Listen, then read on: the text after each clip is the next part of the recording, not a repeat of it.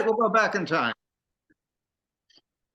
Tonight we'll go back in time to seasons past, when 22 men graced the rugged fields of yesterday, fighting for one more first down, one more yard gain, one final score, which would bring victory after 60 minutes of battle on the gridiron. Tonight, we'll explore the world of Gridiron Greats. Welcome to Gridiron Greats Football History and its Memorabilia on the Sports History Network. And we're live from the Southport, North Carolina home of Gridiron Greats Magazine. I'm Bob Swick, publisher and editor of Gridiron Greats Magazine, and I'll be your host for the show. Gridiron Greats is the only publication in North America that focuses upon the history and memorabilia of the North American football game since its inception in 1869. We cover 150 plus years of football history and memorabilia, and you can find us on the web at gridirongreatsmagazine.com. It is at this time I would like to introduce my co-host. He's a senior contributing writer to Gridiron Greats Magazine, a football memorabilia historian, specializing in pre-World War II items, in particular Red Grange, and also Seattle Seahawk items, in particular Steve Larger. He hails from Portland, Oregon. Mr. Joe Squires. Joe, welcome to the show this evening. Bob, great to be on the show again. Great to see you. It's good seeing you actually live. And I got two things I want to show off before we get started. Number one, I got to stand up to do this. Oh, attaboy. It's all throwback 19 whatever. Oh, that was good. Whatever it was, Bart Starr jersey that I've worn to any Packers game that I've attended in person. I've watched sometimes for games in front of the TV, parties back at the old compound in Wallingford, so on and so forth. And I just said it feels good to wear it and get some use out of it again. And yeah. Captain, you make that look damn good. Thanks, Joe. And the second thing for show and tell, I have a 1949 issue of Street and Smith's, which has, in honor of North Carolina, my new home state, Charlie Justice, the great legend, Choo-Choo Justice out of North Carolina. And this is a very, very historic magazine. Yep. Pick was the sports publication at that time that, for whatever reason, Street and Smith's decided to, instead of calling it Street and Smith's as it did up to roughly 1947, they came out with Pick, and the fall issue of Pick is actually the 1949 edition of Street and Smith's magazine. So again, by the way, my favorite nickname in the 48 Leaf set, Charlie Choo-Choo Justice. Love that card, love that nickname. And I just love the classic line on the cover of the the look, the run, the ball in the hand, so on and so forth. Great piece of football history. Sadly, for whatever reason, football publications are just not in demand. Now, if this was a pristine PSA 10 somebody refractor limited edition 2 out of 3 or whatever, I had to be all over it. I have to give them the price. How many thousands? It's fine. But to spend $30 on a 1949 Street Smith, that's a little too much money. I don't want to spend that. I'll pass on it. That's too much history for me to accept. But in any way, in any shape, it is what it is, and that's it. Joe, I'm going to hand off to you. There's some Brady-ness and 49. And Bob, remember what your doctor said. Careful of all that arm waving, your blood pressure. I'm going to, in keeping with I saw you wearing the Bart Starr jersey. You showed it off before the show. And a prized possession that I have in my office, surrounded by Red Grange, Jim Thorpe, and Steve Larger memorabilia, is something I won at a charitable auction 2 years ago. And it was a young lady who had cancer, who got cancer, and then she beat it. And Jerry Kramer donated an autographed jersey to be auctioned, and the proceeds went to her.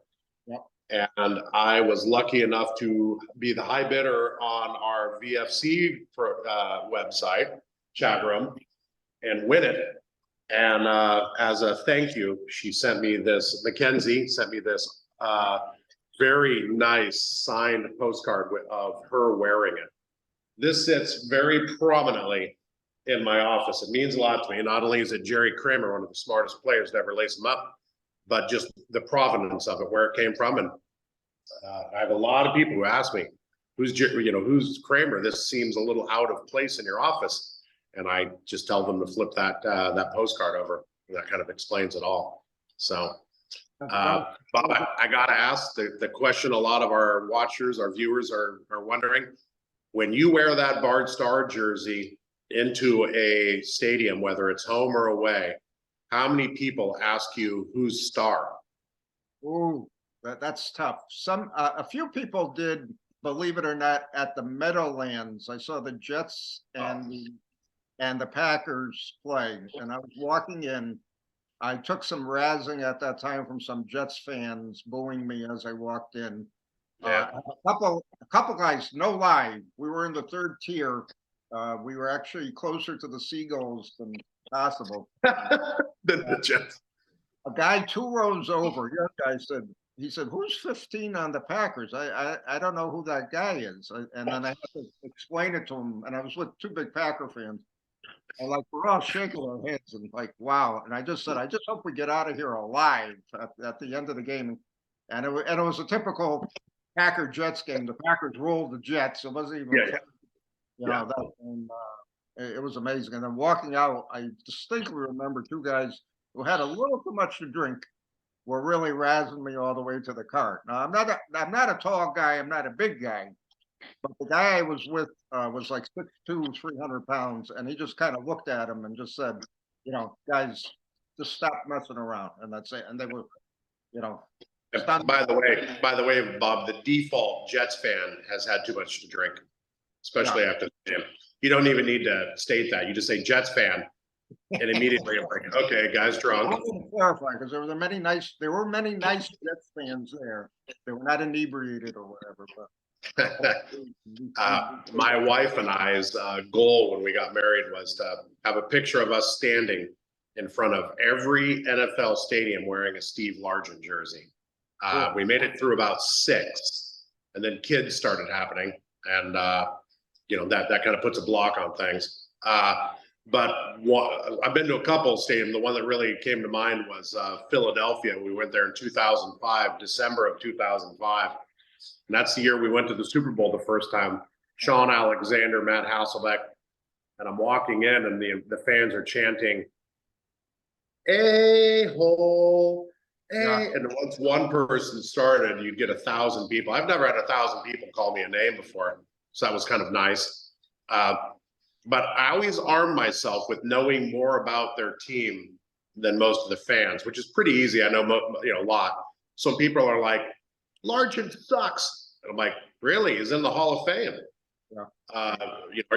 That's like saying Steve Van Buren sucks. Yeah. Okay. All right, the Seahawks suck. Well, that's funny. We're beating you. It's 35-7 at halftime. What's that say about your? So I always just kind of try to counter with logic. Yeah, that's a good point. And I'll tell you, in Philadelphia, I've heard so many stories from visiting fans that, man, it is hostile. Oh yeah. To see a game there, and I thought about it a couple times, like a few times the Packers played in Philadelphia back when I was in Connecticut. And then I just said, no, I'm just, I want to go to a game. I want to have fun. I'm not there to, I'm not on the field playing type of thing.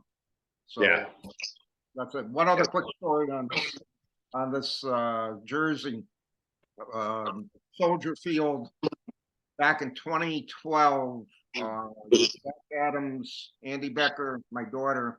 Yes. We were able, actually, Andy was able to pull some field passes before the game. Now, I got this jersey on. And, Bears, Packers, pretty good rivalry, so on and so forth. So you got to walk off the field. And I'm on the bottom, we're on the bottom the field going behind the benches to get out into the exit. And I'm getting booed, I'm getting yelled, so I'm high-fiving people as I'm going along. I got a security guy running at me. He goes, get off the field now, you're gonna get killed. Come on, move.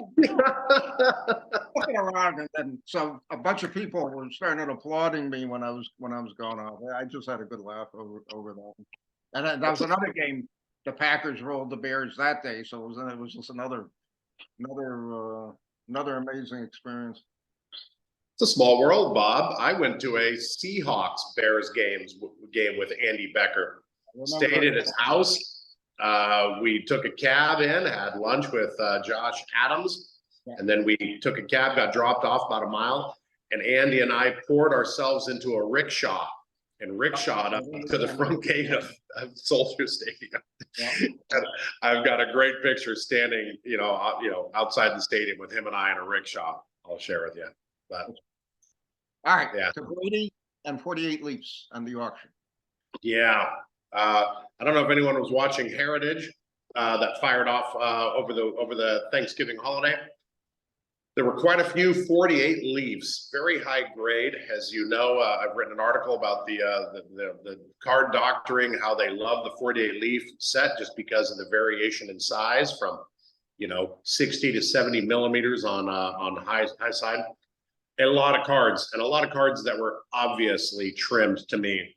I have an intimate knowledge of, what these cards should look like, what used to get rejected for being evidence of trim, and what started to, probably 5 years ago, 7 years ago, began to slip by the goalies at PSA and be graded.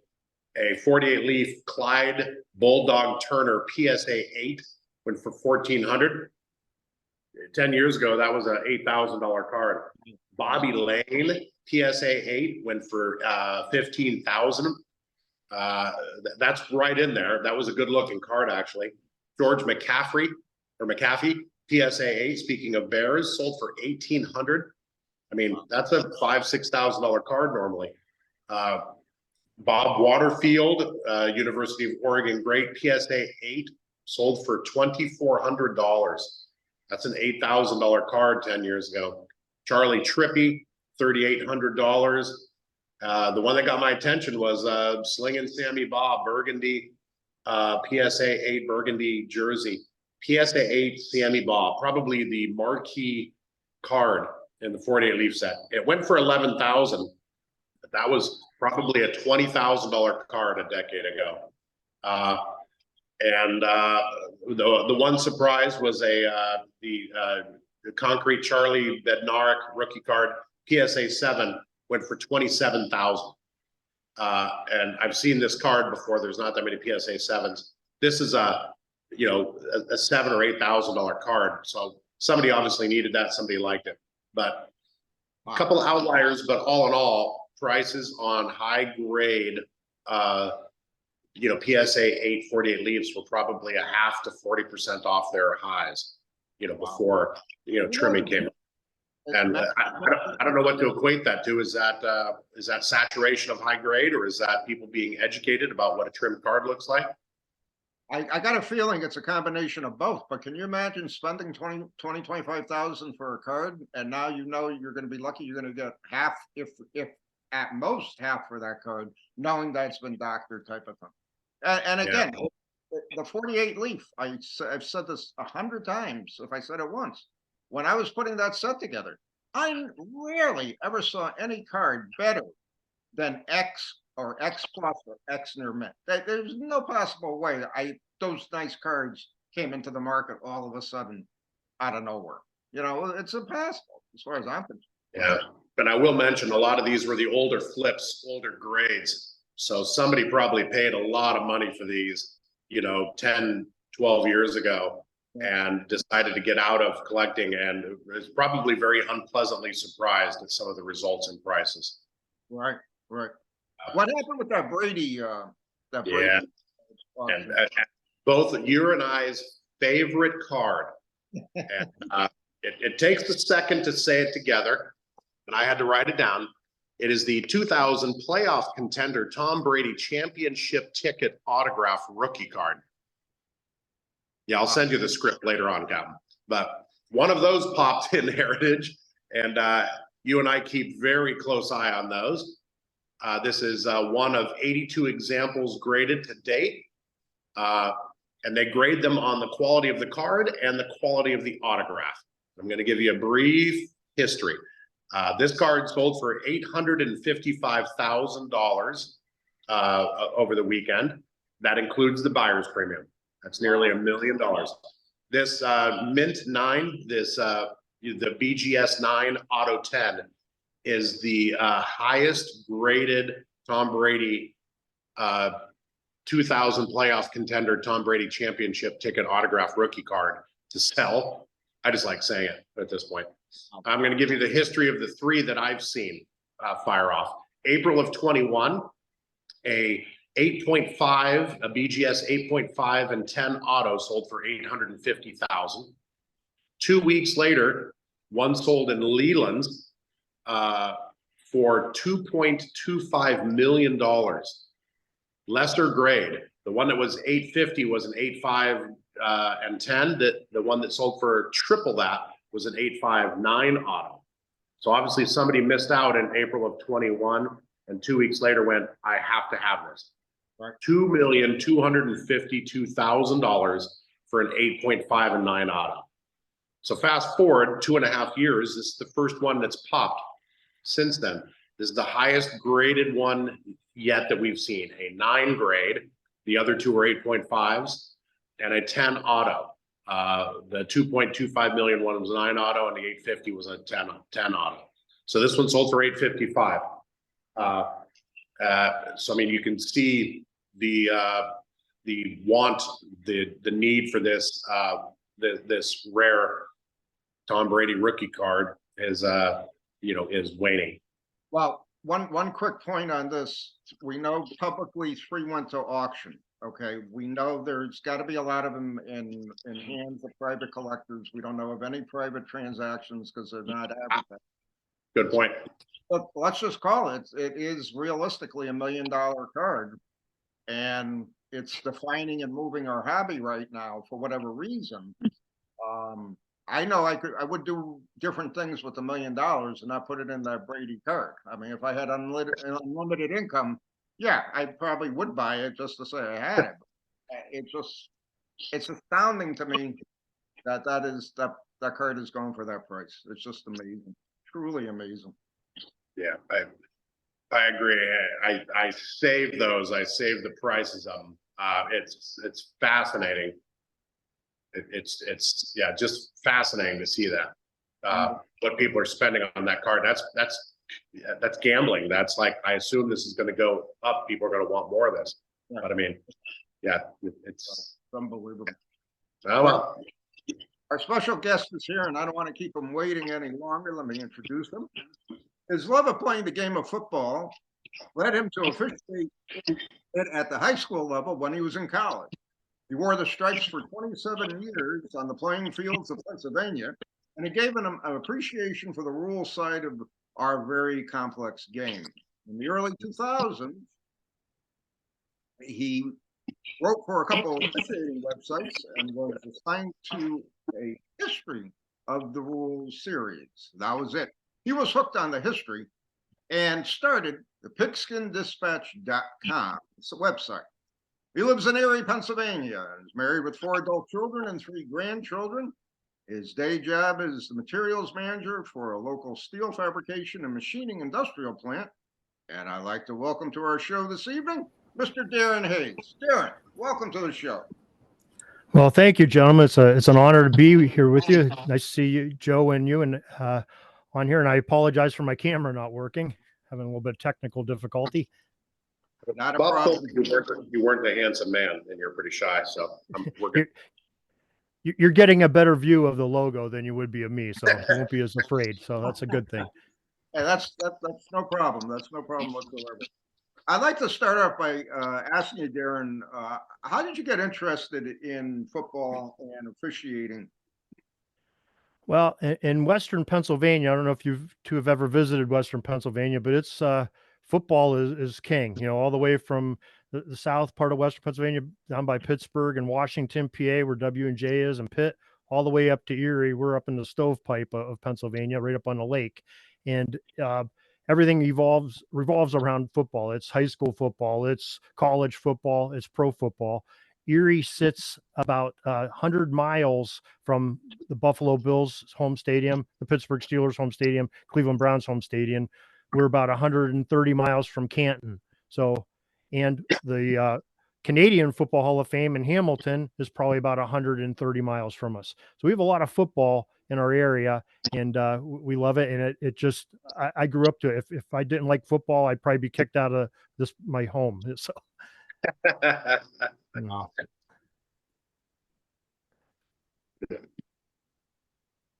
Nice. I love your I love your activity on Twitter and other social media. Over the Thanksgiving holiday, you had a post that's very near and dear to my heart that I commented on. November 26, 1925, Red Grange, first NFL game, Chicago Bears versus Chicago Cardinals. It was his first NFL game. Ended in a 0-0 tie, but just one of, and you mentioned it as NFL.com ranked it as the 81st greatest game in league history. I would probably rank it higher, considering that was a sold out game, and the week after, against the Giants, Wellington Mara wept, at the gate receipts as it saved his team. How do you decide what kind of to put on your website? How do you figure that out? Well, we aim to try to have something new and different every single day of the year. I mean, our motto is, there's football history every day of the year, even in the off season. So we celebrate the birthdays of Hall of Famers, of the College Football Hall of Fame, the Pro Football Hall of Fame. During season, we can celebrate the greatest games, the NFL choosing its 100 games. And I agree with you. It should be higher than 81st. That was the NFL.com decided that. I mean, really, if you think about it, that game may have saved not only the Giants the week after, it may have saved the National Football League with Red Grange and what he did afterwards with his barnstorming tour and putting football into, across the country. I think that's a humongous day for the NFL. But that's sort of our genre. We're trying to bring football history every single day, bring honor to these players and teams and innovators of the game at all levels of football, not just the professional level. And that was our tribute for that day. I loved it. I'm not sure if you're a collector, but a program, probably the third I've ever seen a program for that game sold at auction over the weekend. It went for almost $6,000. Wow. Yeah, that's I can't say that I'm a collector to the extent that you folks are. I mean, I'm in awe of your conversation here earlier and the stuff that's going there with the cards and the memorabilia. I love listening and watching on the VFC too of all the great stuff that's going on there. I'm more of a collector of stories, and I have some minor things, some signed jerseys and things like that, but not to the extent that you folks have. Nice.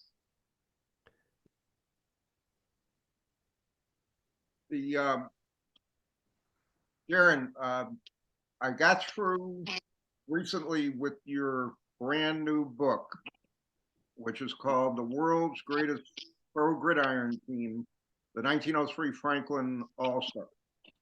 And it was just an amazing read to me. You sent me a PDF of it. It was an amazing read to me to see what was transpiring at that time historically in football on a team that I basically never heard of before. So let's spend some time looking at that book and what made you write it, so on and so forth. Well, most certainly. Well, first of all, thank you for reading it and for the kind words. But Franklin, Pennsylvania is probably about 50, 60 miles from my home. It's halfway between Erie and Pittsburgh in that general area. And it is in oil country. And Drake's wells, Edwin Drake founded the first commercial oil well in Titusville, Pennsylvania, which is a few miles from where Franklin is. But Franklin and another town called Oil City were the benefactors, and they became extremely wealthy just before the turn of the last century. And these millionaires at the time, literally millionaires in 1900, 1903, when this book took place, decided that they were going to have some competition because the Oil City and Franklin are 9 miles apart. And they ended up playing baseball against each other. And it eventually turned into playing some football, first with some guys. And eventually they started bringing in some ringers. And, this 1903 team, if I talk to people from Franklin, which I work with quite a few being such close locale to it, people in Franklin have never heard of the 1903 Franklin All-Stars. They didn't even know they had a professional team in Franklin. And it's amazing, the story. And as I got into it, that was the first draw to it. I saw it in a PFRA Coffin Corner article from the early 80s. I read it a few years ago. Actually, they had a couple of them. And I gained interest because I saw Franklin and being in the locale, it caught my interest. And when I officiated quite a few Oil City Franklin games down there, which is still a big rivalry at the high school level. And as I got more into this story, I said, oh my gosh, this team was amazing. The things that they did to affect our game today. Hopefully I enlightened the reader in the book, and just some of the amazing things they did that season. It's astounding. And I think that the claim that they made that the world's greatest team was from the Franklin paper back in the day. But I think it's very fitting today that I don't know of a more dominant team in any football, let alone professional football, than this team that happened 3 years before the forward pass was even legal. So, just imagine this, a team so dominant that they scored on average 0.97 points per minute. I mean, sit there and think about it. I went back and I looked at, some of the great professional teams. I did an article on Pigskin Dispatch a year or two ago on some of the highest scoring offenses. And those, was it the 56 Rams, I think, ended up being the highest. They were like 36 points a game, which you divide that by 120, you're just scoring about a half a point a minute. The Kansas City Chiefs from a few years ago and some of the great teams we've had over the years, they're still right between a half a point and maybe 0.6 points per minute. So they had the forward pass to go with them. So they scored that many points. Defensively, they went undefeated, unscored upon in a 12-game season, 2 of those being what we would call playoff games, postseason games. The second World Series of football played Madison Square Garden against the best teams in pro football at the time. Defensively, they only had 2 teams. Not only nobody scored on them, only 2 teams crossed midfield on them all season. And that was on fumble recoveries by that team, which they got stopped, close to midfield, and they either lost the ball or got sacked back beyond the line. So only 2 plays really went against them on their side of the field all season, 12 games. It's utter dominance, and it's unbelievable, this team with their accomplishments. And that's, and I think they need to be remembered because these players were unbelievable themselves. Well, the mindset that I could see, and I was just going to bring that up when you said only 2 teams got past midfield, so on and so forth. Can you imagine being a team and that you're going to play Franklin next week? How do you prepare for that game? What do you do? What are you attempting to do to, just keep the score at 30 points or 40 points or whatever the case may be? I mean, it's amazing to me how they even played anybody. Why would anybody want to play against them? Because they know they're going to get, squelched by the end of the game. I mean, that's a great point. And there's some teams that didn't play him. They built this team because of the rivalry with Oil City. In 1902, a year prior, they had a 3-game series with Oil City. And the first game, they end up losing 6-5. But Oil City brought in a couple ringers from the original NFL, if you remember that league of 2 Philadelphia teams and a Pittsburgh team, sort of variations of the baseball team. Connie Mack's Philadelphia Athletics, Philadelphia Phillies had a team, Pittsburgh Stars. They ended up having Doc Ben Roller, who was probably the best football player at the time on Oil City, and they won 6-5 over Franklin. So they had another game on Thanksgiving Day where it was a 0-0 tie with the same teams. Oil City didn't like that, so they rescheduled a game for the Saturday after Thanksgiving, and the original NFL's championship game, Philadelphia Athletics, Pittsburgh Stars, happened in Pittsburgh on what we call Black Friday. Well, some representatives of Oil City went down there, hired basically the entire Philadelphia Athletics team to come up and play against Franklin. So they had maybe one player that they had on 2 days prior against Franklin, and one, I think it was 12-0 in that score. So Franklin was kind of mad. There was gambling. These are millionaires betting on this team. So they lost thousands. Franklin did. So one guy in particular, General Charles Miller, who was a big deal in Franklin, he lost the most. He told his manager, he said, I don't care what it takes. I want a team put together next year that's going to beat Oil City no matter what they do. And that was sort of the evolution of this team was built. So a gentleman by the name Dave Prince, who was a young clothing store proprietor in downtown Franklin, was the manager, and he went around and that whole offseason recruited the best players in football at the time, and they did a pretty good job of putting together a team. And this team is so recognized. As I was finalizing this book, John Wilkie of the PFRA had a Coffin Corner post over the summer, and he ended up looking at some great teams and great players of the turn of the century right in this era. And for 1903, the first two players on his list are quarterback Jack Hayden, Franklin All-Stars, and Herman Kirchhoff, who was a tackle for the. So those are his two top players in 1903, both Franklin All-Stars. Amazing. Wow. It's truly amazing. The other thing I did enjoy about the book, and this is just me, I like when I actually can read in depth about the games of the season. And I think you did a really nice job really explaining what happened in each game so that the reader can actually, go back in time, the 120 plus years, to see, and visualize what was going on in the field. And again, anybody who follows early football history realizes the task you created with your book was an enormous amount of research that had to go into it. And can you touch upon, where you found a lot of this information, so on and so forth, and how it gelled together for you? Sure. I mean, actually, a lot of it came from the Franklin newspaper at the time.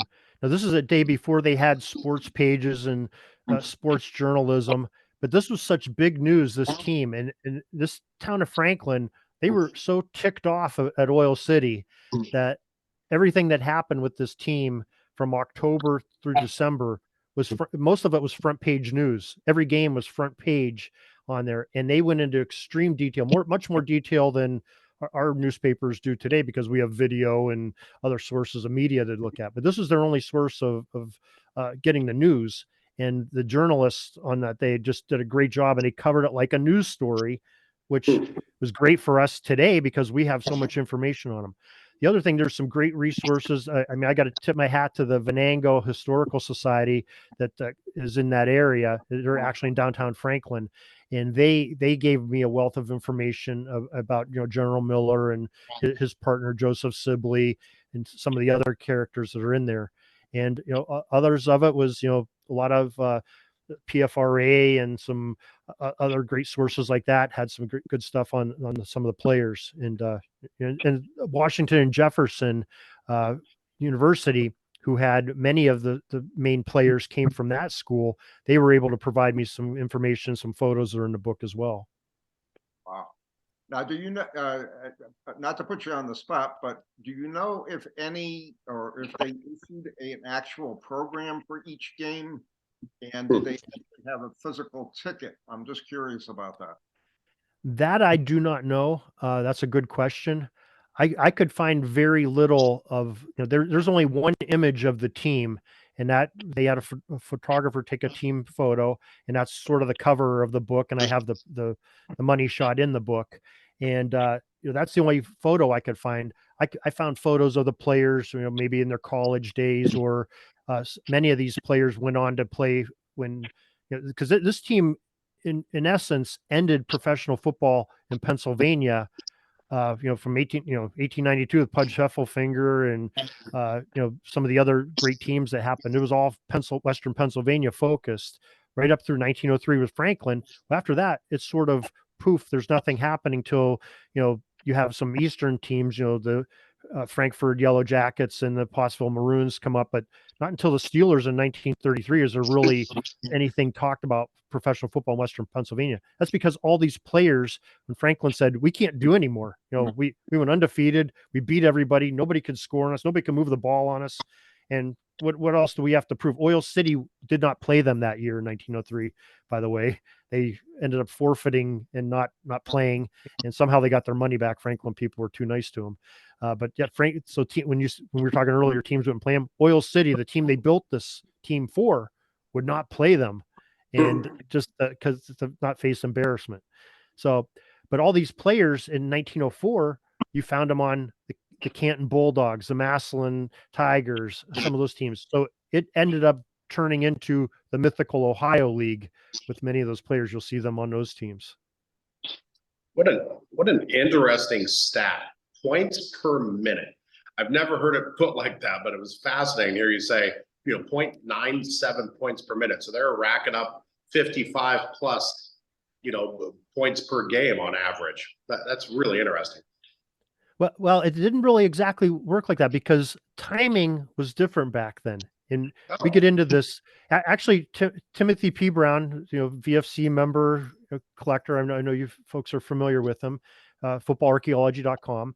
I have him on as a regular guest each week. And I asked him, because you look at these newspaper things, they tell you the time of the halves. And you'll see things like the first half, 20 minutes, second half, 12 minutes or 15 minutes. And I'm like going, what the heck is going on here? Well, these games, remember that there's no lighted fields at the time. They have 2 or 3 p.m. starts before daylight savings time. So just sit there and think about that this time of year. If you are not in daylight savings time, you're getting dark. So you can't play a full second half, and you're shortening your first half a little bit too, because the time constraints. So there's many times they never played a 60-minute game like the NFL does. So they averaged more like it was almost 40 points a game.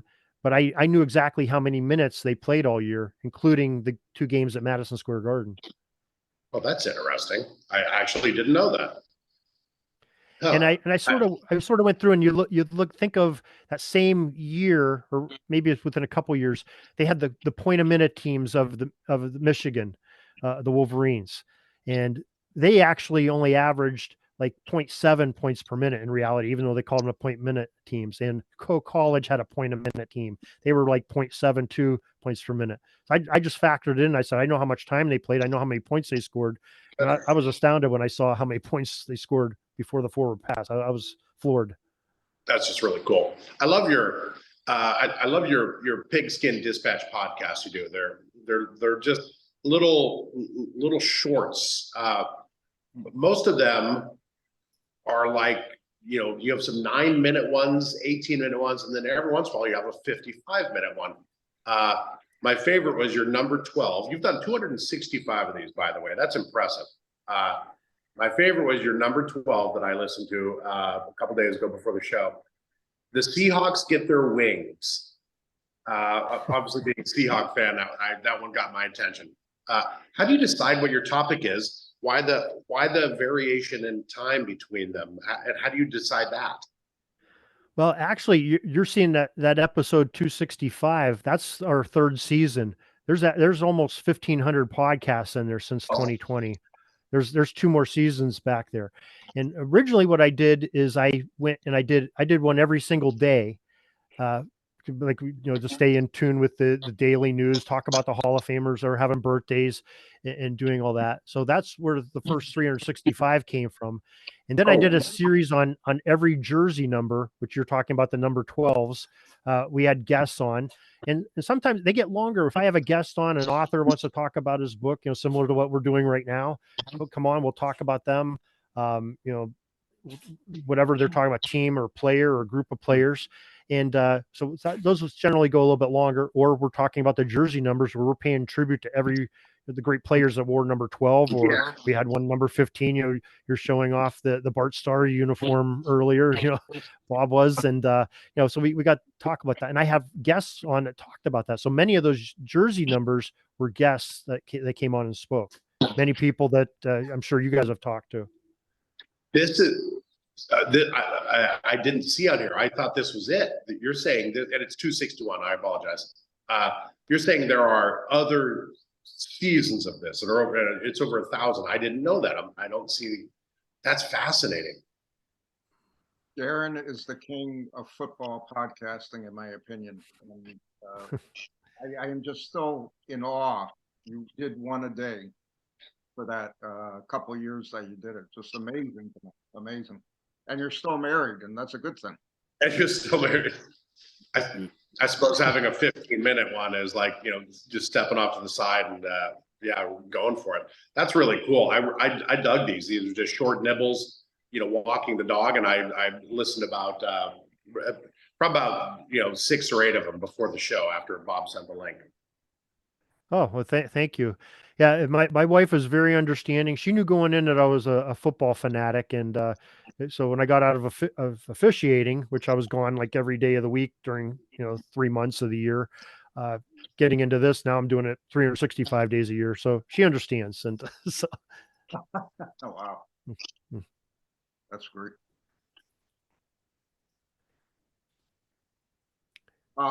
Darin, the other thing I was going to ask you, can you tell our listeners and viewers how they can obtain your book? Yes, we are on Amazon. You can either put in the title of it, The World's Greatest Pro Gridiron Team, or my name, Darin L. Hayes, DarinLhayes. And we also have on the front page of pigskindispatch.com, we have a link there that you can go directly to the book, and it's available in ebook, paperback, and hardcover. And we're considering maybe going audio too. I haven't pulled the trigger on that yet, but I may be doing that for the audio version of the book as well. Darin, do you remember those old Monday Night Football games with Howard Cosell, where he would have a segment on there during commercials called "You Make the Call"? Oh yes, yeah. And they would play, if you remember it. I mean, for our listeners, I guess they'd show some obscure, play where something happened, and it's a weird rule, like the Seahawks Rams one that just happened where you can't punt the ball twice. They're like, you make the call, and then they'd switch over to commercial, and you'd have 2 minutes to discuss and argue and make your guess about what was going on. It's what got you into officiating? What turned you that way? Well, the first thing is, the love of football. And I was a starving college student at the time, looking for a way to make a couple extra bucks. And one of my friends that was older than me said, "Hey, I'm a football official. If you want to come and hold the chains, we give you like $25 for holding the chains at a high school game." I'm like, and I get in the game for free and I get to stand on the sideline. Hey, beautiful. So I did that for a couple games. And then up in our area, the chain people go into the locker room with the officials. So you get to hear what they're talking about before the game. They're going over the rules and everything. And it became interesting to me. So I got more intrigued in it. My friend ended up talking me into doing it. So you start out the lower level, little kids games, and you work your way up to, I did a state championship game in Pennsylvania in early 2000s. So, and I was a crew chief for many years too. So till I retired in 2016. Oh, wow. That's impressive. I like it. So, yeah. How often do you get stumped? Like you see the various, I like now that they have a professional, like, especially for the Sunday night, game and the Monday night game, they'll have a professional. I think his name's like Mike something. who will automatically turn to while the officials are going over stuff before it goes, back to New York or something like that. How often do you get stumped in those? Well, there's a lot of times because National Football League rules are different from the NCAA's college rules, and they're different from the National Federation rules, which most states use for high school. So, I mean, there's a lot of different variation into that. And matter of fact, I'm doing some research right now on a story of, the brotherly shove that's so popular with Philadelphia's success, the last couple of years. And, in high school level, that's illegal. It's called aiding the runner, and it's a 5-yard penalty. You can't do it. So I was doing some research, and I said, God, when did this change? So 2005, this changed in the NFL where you could assist the runner. And it was right about the time of the famous college play, with Notre Dame and USC with the Bush push, where I believe Matt Leinart pushed Bush over the ends of the goal line for, USC beat Notre Dame in that game. And so now it's turned into, sort of I think kind of a dangerous play. I take it back to, the flying wedge and the V formation that they legalized back in the, early football because people were getting hurt. And that's really what it is. It's a mass momentum play, without, you don't have the momentum, but you have everybody, 11 players focusing at one point of attack. And I'm wondering, should we be doing this? Should the NFL be allowing this? Because it's kind of dangerous and somebody's going to get hurt. Yeah, at the bottom of the rugby scrum. What I don't understand about that play is they're so worried about protecting the quarterback. So you can't, defenses are now limited what they can do with the quarterback to bring them down, so on and so forth. But they let like Joe said, a rugby scrum type of play take place, and I can guarantee you, once one star quarterback breaks his leg or something or gets really injured, that's going to be the end of that. Then the rules, they're going to call for a change in the rules, so on and so forth. So I agree with you, Darin. I really don't understand why they're allowing that play in the NFL of all places. Yeah, and it's even evolving out beyond the line of scrimmage. I mean, I'm a Steelers fan. I don't know if you saw the game against Cincinnati this weekend. Najee Harris goes into a pile for like a 2-yard gain, and there's a mass pile up there. All of a sudden, he squirts out the other end, gets a 20-yard run. I mean, I was ecstatic that we got a 20-yard run for the way the Steelers' offense has been this year. But I'm sitting there thinking, where does this stop? I mean, they're taking away interlock blocking and tandem blocking on kickoffs in the NFL, but yet they're letting mass momentum blocking downfield and pushing from behind. Yeah. It's not football, it's rugby, like you said. Forward progress has been stopped. The whistle should be blown to avoid injury when they hit piles like that. That's my take on it. Yeah, I agree with you. I agree. Darin, we got about 7 more minutes left, and can you give us a synopsis on your website information and so on and so forth on that? Yeah, I mean, first of all, it's found at pigskindispatch.com. We pride ourselves on every single day. You'll see at least 2, 3, or more stories that pertain to the day, or a podcast pop up, or something relevant to the game of football that's going to be interesting, and most of them pertinent to the day.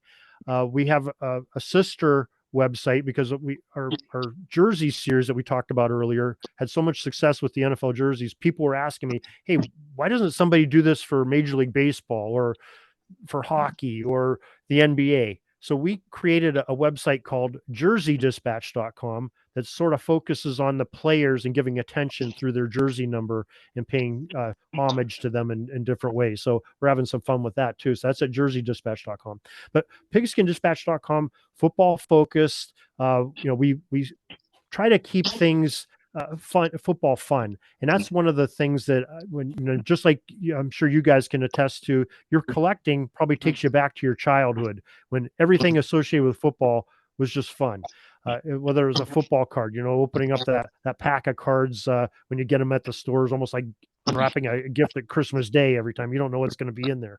Or, playing, electronic games, or just being in a neighborhood, throwing a ball around with the fellas, and, having a neighborhood pickup game. It's all fun. And some of the board games, and, the electric footballs and everything that goes on. So that's what takes me back to my childhood. And that's what the intent of Pigskin Dispatch is, and to pay tribute to these great players and innovators and people, anything associated with the game of football. That's why we try to do it on a daily basis, to give some entertainment value to it. Well done. You're following the right people too. You reposted Joe Ziemba and his Bears and Cardinals book, which was outstanding. He was a guest on, and then it's kind of funny. I'm looking at your Twitter account. He reposted that same program from the Thanksgiving Day Bear, Red Grange, first game for the Bears. I probably reposted Joe's tweet. Joe and I are pretty good friends, and he's been on, a bunch of times. I got to see him at the PFRA conference in Pittsburgh this past year. So, and actually, Joe, I mean, speaking of Joe and Timothy Brown, we spoke of earlier, Ken Crippen, who I'm sure you're familiar with, the Football Learning Academy. I had them, we did something a little bit different in the hard copy of the book. And I enjoy ebooks, and I read a lot of hard copy books, but I like the elements of ebooks where if there's another part of the story that a reader can go to, maybe, maybe it doesn't pertain to the Franklin 1903 team, but it's something in football that needs to be told so people understand it, like the timing rule that we talked about. So I asked some of my friends, like Timothy Brown, I said, hey, can you make a recording on explaining that, why halves were different lengths? We recorded it. I threw a QR code in the hard copy of the books. So a person reading the actual copy of the book can take their smart device, hit on that QR code. It takes them into a podcast. It may be, I refer to the first filmed football game. Thomas Edison filmed the Harvard-Yale game in 1903, which was taking place while this team's playing. I mentioned that, and I said, hey, if you want to take a look at that, hit this QR code. It takes you to the YouTube of that Thomas Edison film from 1903. So it's just a different element. I don't know of any other book that's done that with QR codes. I'm sure there's somebody out there that's smarter than me that did it, but it's kind of a neat element, and it adds some bonus to the book and the story itself. That's very smart. I know there's that's very smart. I like that. And are you able to track track those metrics? How many people are taking advantage of that? It's so far it's been pretty popular. Yeah, most of them tie right into Pigskin Dispatch, or a page on Pigskin Dispatch, so I can house the podcast. It's hard for me to put a link unless I do that.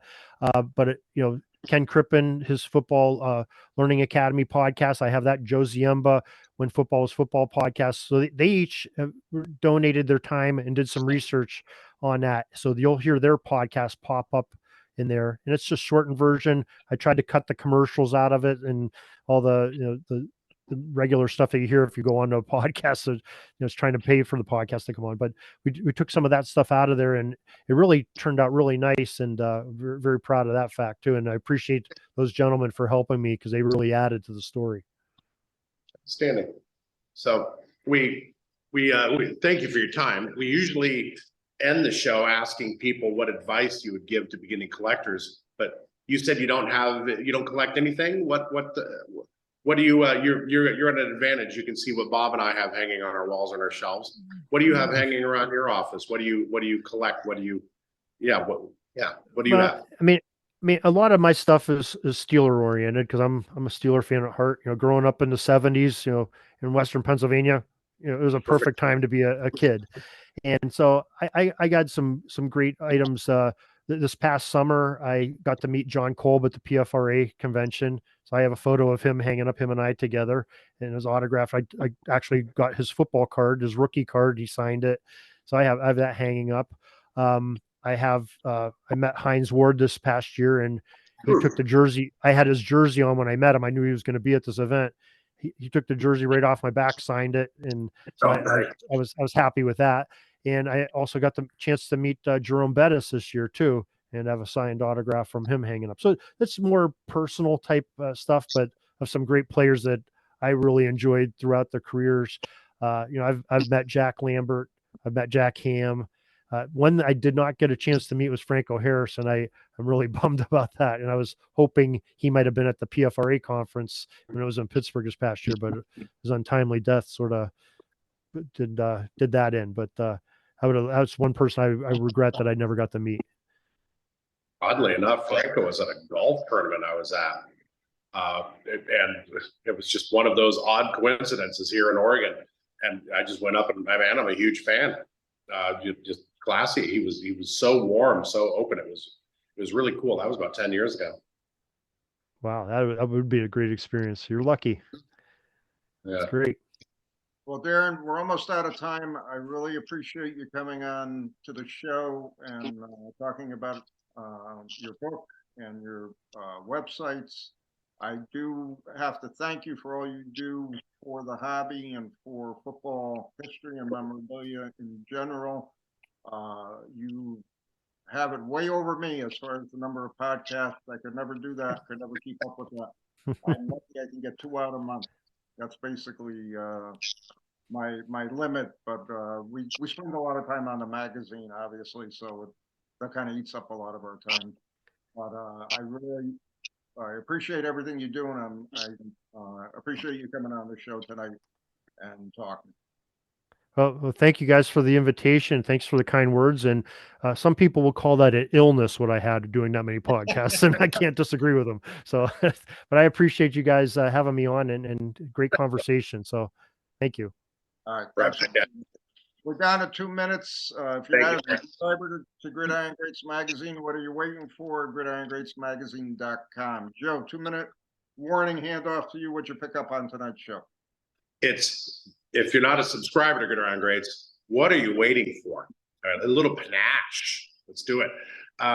What a man. First of all, great guest. Thank you for bringing him on.